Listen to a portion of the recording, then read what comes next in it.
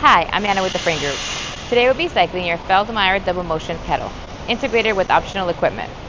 This machine is currently set at 480 volts, 3-phase. We recommend you read the manual in its entirety before powering on this machine. We will now be demonstrating variable speed.